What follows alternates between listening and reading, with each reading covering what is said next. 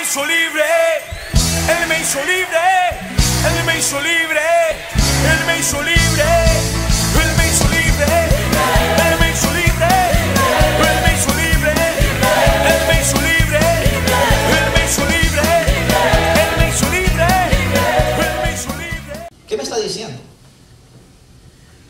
David vio una mujer, la codició en su corazón hasta que se acostó con ella y mandó matar al marido. Amén, aleluya. Y el pastor me dice, no, es que hay que hablarlo en el otro lado. Aleluya. Pero dice la escritura que engañoso es el corazón más que todas las cosas. ¿Quién lo conocerá? Amén, amén. Amén. Usted sabe que David también necesitaba a Cristo. No hagamos de David un héroe, hagamos de David un pecador, que Dios usó en algunos momentos y en otros mostró lo degradante que era. La gente dice, haga su corazón como el de Noé. ¿Usted sabe lo que hizo Noé después que Dios lo puso a salvar el mundo entero? Se emborrachó y su hijo lo vio desnudo. ¿Qué le estamos diciendo a la gente? No se preocupe, hermano, Dios lo va a hacer un ratito, pero después emborráchese. Le dice a la gente, el predicador a la iglesia, haga su corazón como el de Abraham, el padre de la fe. Sí, amén, es cierto. Es en parte cierto. Porque también Abraham se acostó con la esclava sin que Dios le dijera que se acostaba con ella. Aleluya. ¿Y cuál es el resultado entonces que tenemos en las iglesias? Tenemos un montón de adúlteros, conforme al corazón de David, de borrachos, conforme al corazón de Noé, y de fornicarios, conforme al corazón de Abraham. Aleluya. Aleluya. ¿Usted sabe que el 90% de los jóvenes en las iglesias evangélicas tienen sexo fuera del matrimonio? Amén. ¿Y usted sabe que esa verdad no es confrontada? Aleluya. ¿Usted sabe que mucha gente va los domingos en la iglesia porque iba a ver a su amante? Ay, Dios. Dios mío, Señor amado. Y si cuando se dice, le dice, uy, no hay que decir porque no van a caer las ofrendas. Qué bueno que ya les pasaron aquí. Santo, aleluya. Gloria a Dios. No podemos hacer de un héroe a David, no podemos de hacer un héroe a Moisés, no podemos de hacer un héroe a Abraham. Si hay un Salvador, ese es uno solo y tenemos que ser conforme a su corazón. Su nombre es Cristo Jesús.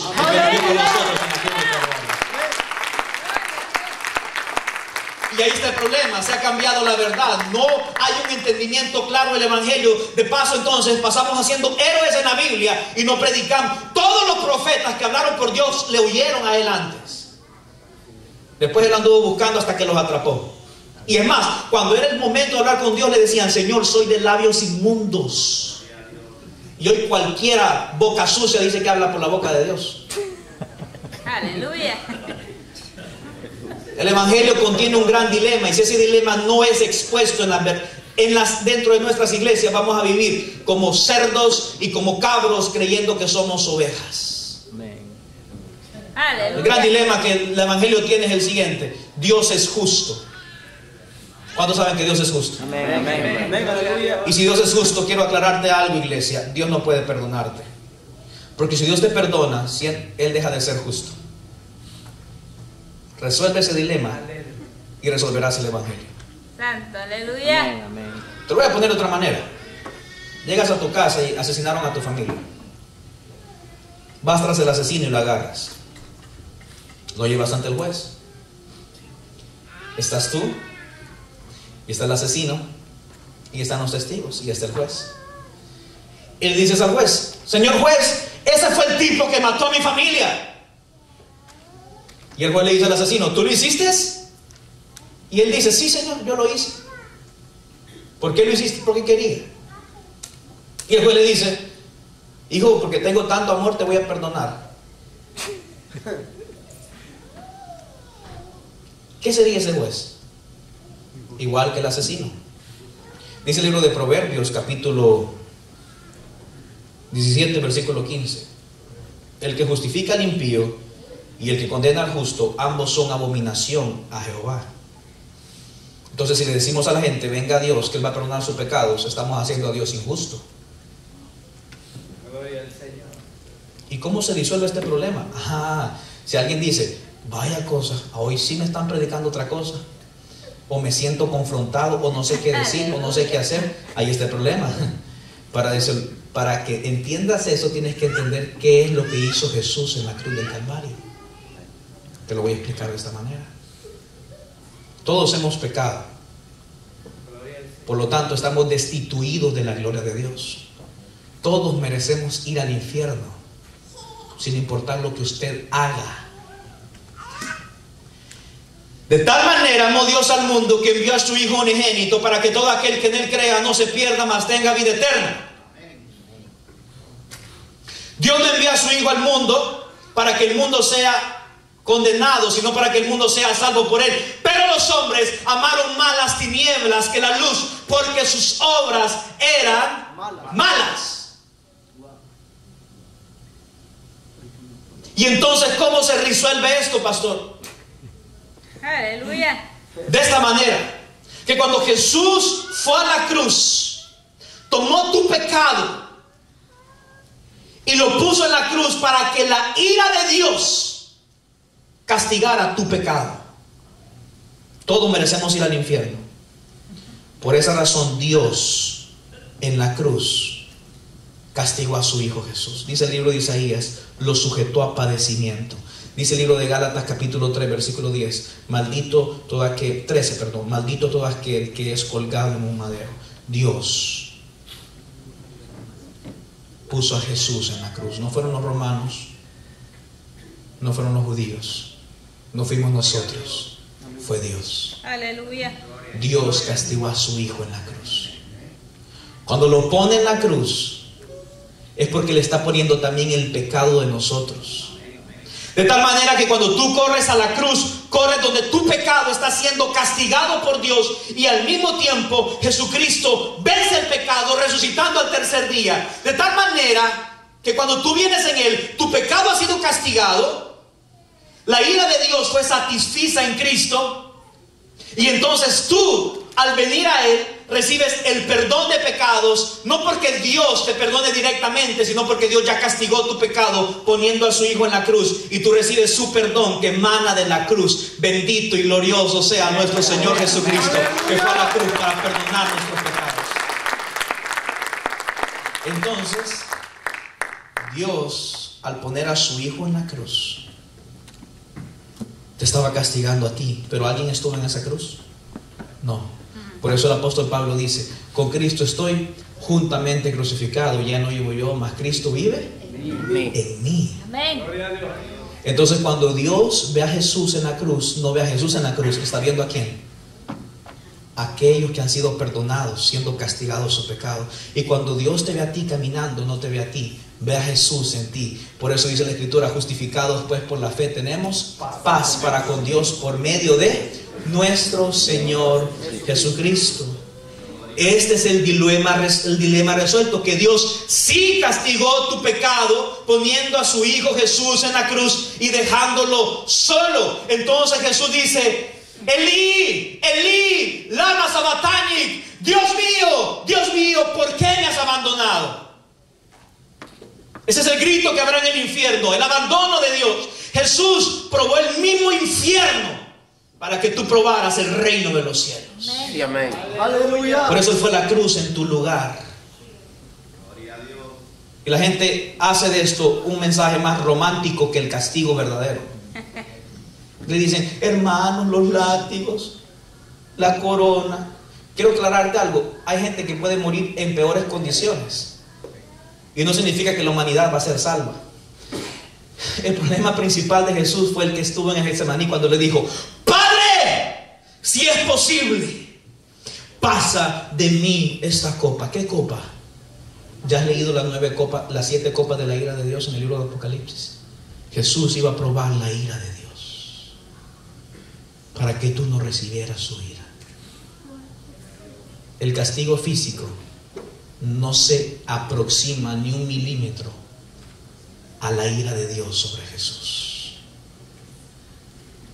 Para que tú no fueras castigado por Dios, Dios tuvo que castigar a su Hijo. Entonces Dios sigue siendo justo, porque cuando recibimos su perdón de pecados, no es porque fuimos buenos, sino porque Dios ya castigó a su Hijo en la cruz, y yo he creído en Cristo Jesús como mi sustituto en esa cruz. De tal manera entonces recibo el perdón de mis pecados.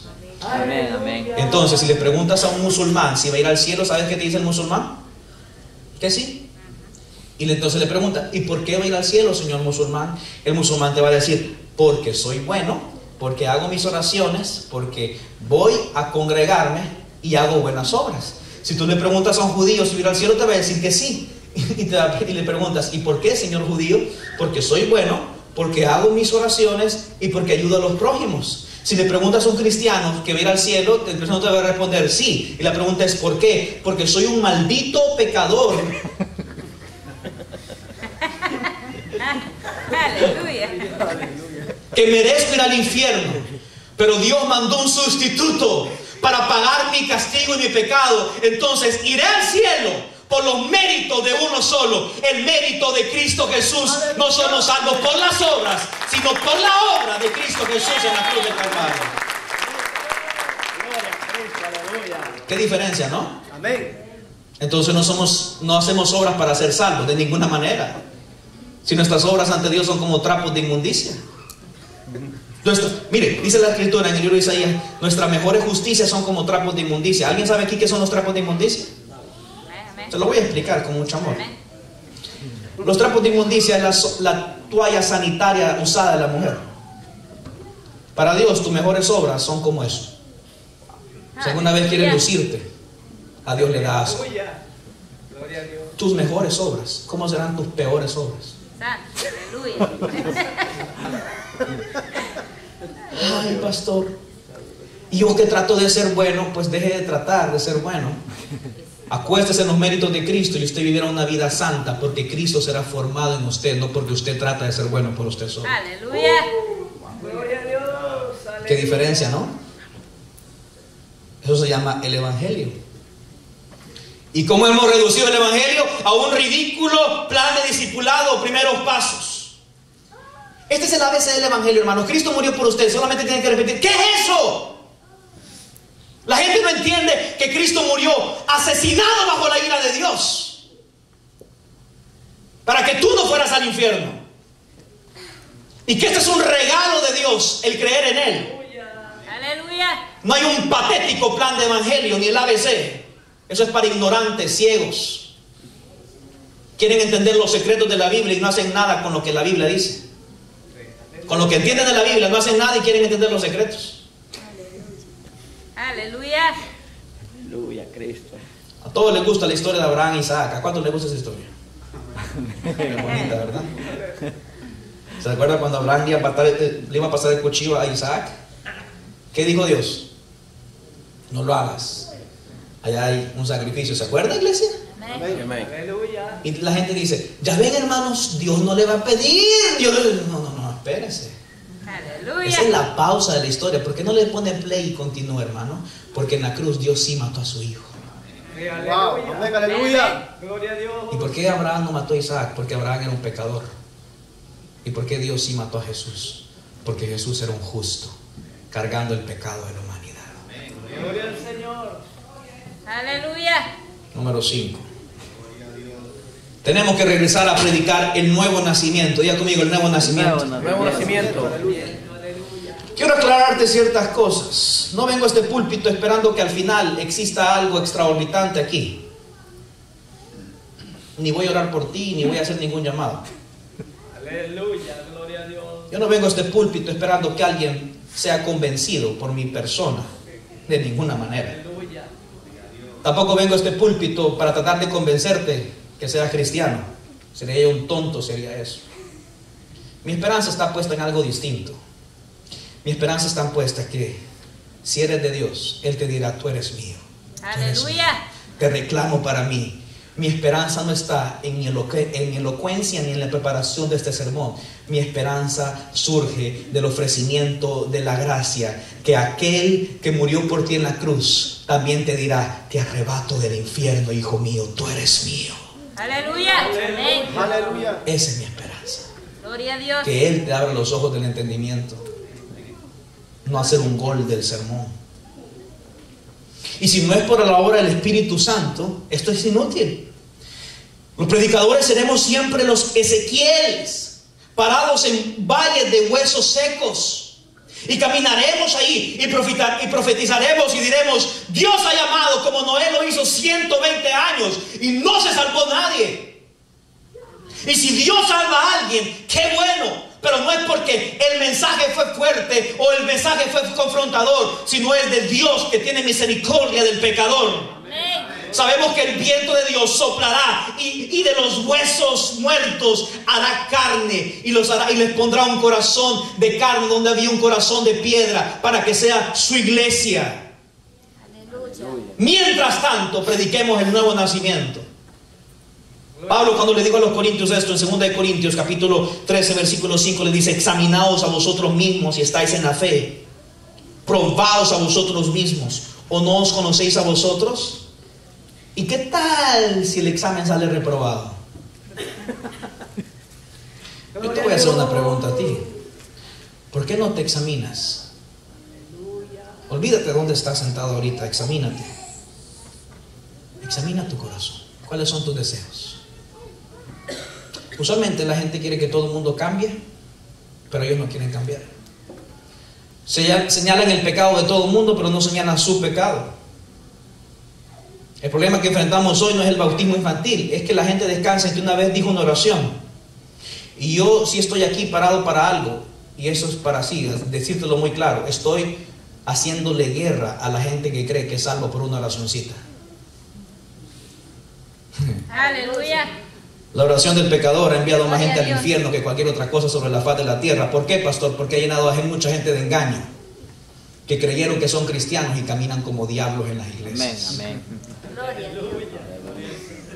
Es el nuevo nacimiento. Dice el libro de Marcos 1:15, diciendo: el tiempo se ha cumplido y el reino de Dios se ha acercado. ¿Cómo dice? Dice: ¿acepten a Cristo? No, dicen ¿cómo? Arrepentíos y creed en el evangelio. Yo no veo a Esteban diciéndole cuando estaba con el Sanedrín en Hechos capítulo 7, después de predicarles a ellos: ustedes mataron a Cristo, ustedes fueron. Después diciéndoles: ustedes, Sanedrín, por favor cierren los ojos, Sanedrín. No se preocupen, nadie le está viendo, Sanedrín. Aleluya. Aquel que quiera aceptar a Cristo levanta la mano y va a repetir la oración después de mí. Yo no veo a Esteban haciendo eso. ¿Sabes cómo veo a Esteban? Predicando hasta tal grado que la gente se enfureció tanto que empezaron a agarrar rocas y lo mataron. Aleluya.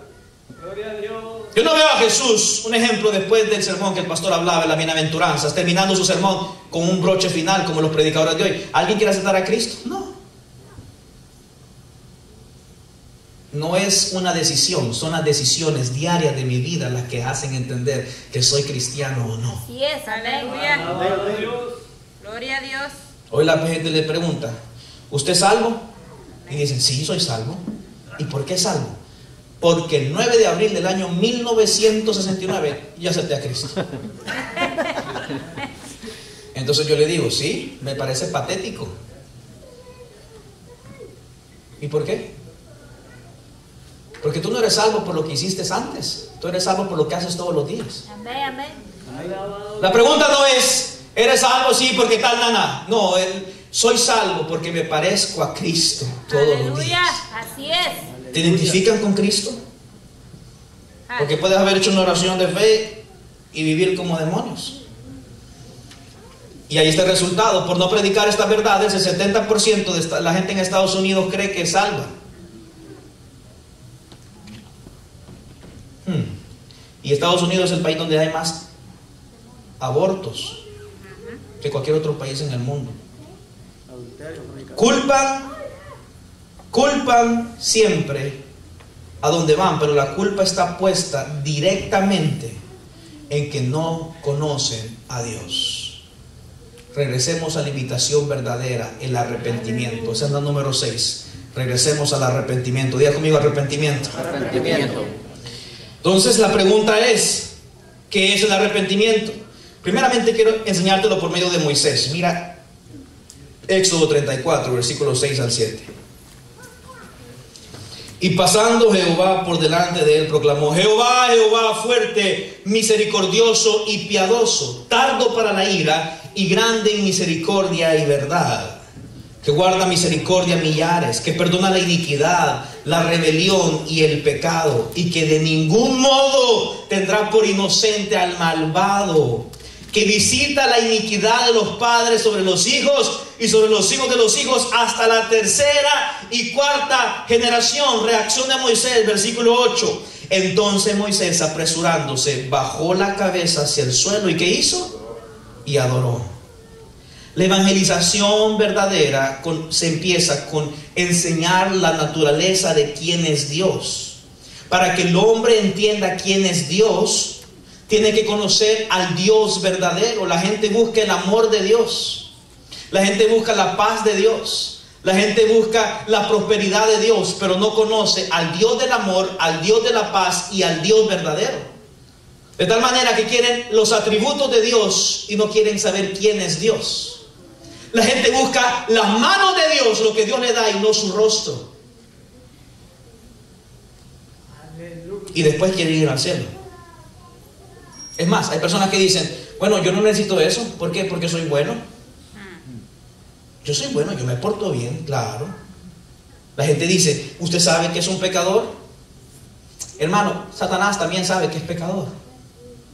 Entonces el punto no es ese. El punto es, después le dicen, ¿quiere ir al cielo? Sí, repite esta oración, asunto arreglado. Entonces ese no es el verdadero evangelio. ¿Y cuál es el verdadero evangelio? Te lo quiero enseñar por medio de las escrituras. Mateo 7, versículo 22 al 23. Aquí está, la reacción de Moisés. Pone la cabeza al suelo, mira verdaderamente el verdadero evangelio. Mateo 7, del 22 al 23. Muchos me dirán aquel día, Señor, Señor, ¿no profetizamos en tu nombre? Y en tu nombre echamos fuera demonios, y en tu nombre hicimos muchos milagros. Y entonces les declararé, nunca os conocí, apartaos de mí, hacedores de maldad. Alguien puede refutar, ¿cómo puede ser que alguien profetice en su nombre? Porque él no le dice, no lo hiciste en mi nombre, no le dice eso. ¿Cómo puede ser que alguien eche fuera demonios y pueda hacer milagros y que él le responda, no te conozco, apártate de mí, hacedor de maldad? Aprendiste a hacer todo ante la gente, demostrabas que eras un hombre de Dios, profetizabas, echabas fuera demonios, pero cuando llegaste al momento de la verdad, hablabas del conocimiento de quién es Dios. Pero quiero decirte algo, Dios no te conocía, solo te utilizó, como también utilizó a Judas Iscariote. Aleluya. Gloria a Dios. ¿Y por qué, pastor? Porque el evangelio no es de imagen, pero Dios puede usar la imagen. La gente quiere ir al cielo, pero no quieren ver a Dios en el cielo. Entonces la pregunta es, ¿deseas a Dios? ¿A Dios solamente? Nadie tiene la autoridad de salvar a otro. Es Dios que nos salva. Una invitación sin fundamento bíblico es una invitación que crea cristianos falsos. Una invitación con un fundamento verdadero crea verdaderos creyentes apasionados por una sola verdad, el evangelio de Cristo Jesús, el que sana, salva y nos rescata del infierno. Ese solamente es Él. Aleluya. Aleluya. Y entonces esto viene a la séptima ignorancia. La gente no entiende qué es la iglesia. Y Dios solamente tiene una institución, la iglesia. Yo no entiendo cómo hay cristianos evangélicos emocionados con el Papa. Me parece tan patético. Tan patético. Y no es extraño. Como no saben qué es la iglesia, cualquier tontería les emociona. Sí, amén. El resultado primordial de un avivamiento que tenemos hoy es que la gente no sabe qué es la iglesia. Y quiero aclararte qué es la iglesia. Primeramente, la iglesia no es como el Israel del Antiguo Testamento. No. La iglesia es un solo cuerpo. La gente dice, hay la misma cantidad de pecado en la iglesia que allá afuera. La gente dice, no se preocupe, venga a la iglesia, aquí también hay un montón de hipócritas. Debes de tener mucho cuidado si llamas hipócrita a la novia de Cristo. Amén, amén. Debes tener cuidado si prostituyes a la novia de Cristo. Aleluya. Porque la novia de Cristo no es hipócrita. El problema es que como hay cabros con ovejas, se confunden con la novia de Cristo. Aleluya. Pero la novia de Cristo es santa, Amén. Aleluya. es inmaculada. Cae, sí, por veces es débil, claro, pero es hermosa. Por veces es zarandeada, no es perfecta, pero se quebranta en su pecado. Las ovejas son culpables por lo que hacen los cabros dentro de la iglesia. Aleluya. Y nosotros culpamos a la iglesia de los pecados de otros, cuando realmente lo que debemos de hacer es decirle claramente a esa persona: es que usted no es oveja, usted es un cabro. Ahí está la gran diferencia. Santo, aleluya. Y gastamos el tiempo más tratando de disciplinar a cabros que de alimentar a las ovejas. Dándole vueltecitas ahí en la luz. Jeremías 31:31 dice: he aquí vienen días, dice Jehová, en los cuales haré un nuevo pacto con la casa de Israel y en la casa de Judá. Y es el Nuevo Testamento en el libro de Hebreos que lo aplica al pueblo de Dios. Pero Jeremías lo explica muy bien. Dice Jeremías 31:32: no como el pacto que hice con sus padres el día que tomé su mano para sacarlos de la tierra de Egipto, porque ellos invalidaron mi pacto, aunque yo fui marido para ellos, dice Jehová. No es un pacto igual a Israel. ¿Cómo es este pacto? Versículo 33: ese es el pacto que haré con la casa de Israel después de aquellos días, dice Jehová. Daré mi ley en su mente y la escribiré en su corazón, y ellos serán y yo seré ellos por Dios, y ellos serán por pueblo. ¿Y cómo entiendo esto? A través de la doctrina de la generación. Entonces, alguien que es una oveja de Cristo, que busca a Cristo. Amén, amén. Le voy a poner un ejemplo muy práctico, muy claro, muy sencillo de entender. Si este fuera un restaurante y aquí hubiera un buffet de comida, y después de comer aquí botáramos toda la comida, invitáramos a ovejas y cerdos, ¿para dónde agarrarán las ovejas? Para el buffet. Amén. ¿Y para dónde agarrarán los cerdos? Para la basura. ¿Y qué hacen la gente cuando terminan de predicar? Muchos después de aquí van a fornicar. Aleluya. Ay, Señor Jesús. Y después de haber escuchado el mensaje, que también alimenta a ovejas que están aquí también. Amén, amén. ¿Se da cuenta lo que digo? Sí, amén. Ahí está la gran diferencia. ¿Y cuál es el problema? Él me hizo libre, Él me hizo libre, Él me hizo libre, Él me hizo libre.